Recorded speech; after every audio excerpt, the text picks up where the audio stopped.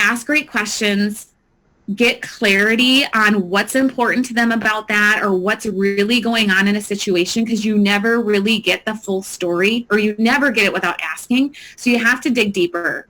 Tell me more about that. You know, I went with Cindy, I don't know who we were just talking about, the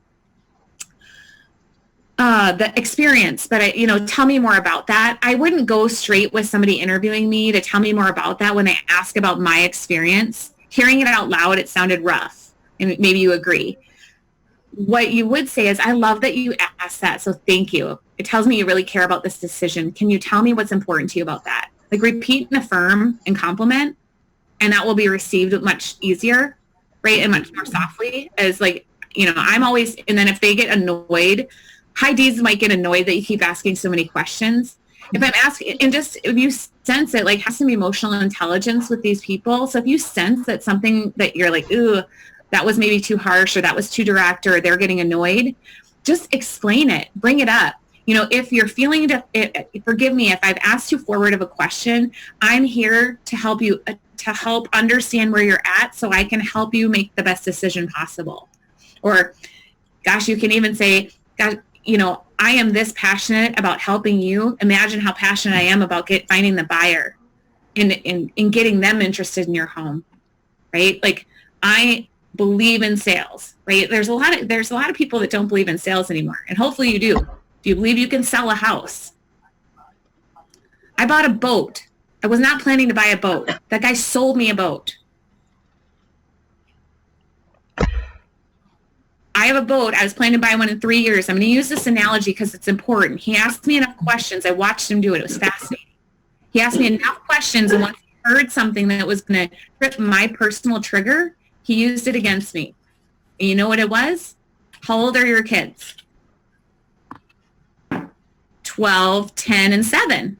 So we're going to buy a boat in a couple of years. Oh, okay. Tell me more about that. Well, we really don't need one right now, blah, blah, blah. We're going to, our other one works fine. We're going to ride out a couple more years. I just thought I'd get an idea on what they cost and all these things. Okay. He goes, so you're going to buy one in 2 years? Yeah, I think so. Okay, well, I think that's a great plan. Can I tell you what concerns me about it? And now this is sounding a little like me, but that's what he did. So you have a 12-year-old who'll be 13 when? June. So she's 13 already, right? So in 2 years, she's 15. Legal age to drive a boat on your own is 14. So you want a brand new boat with a brand new driver? And I went, no, right? I hadn't thought of that.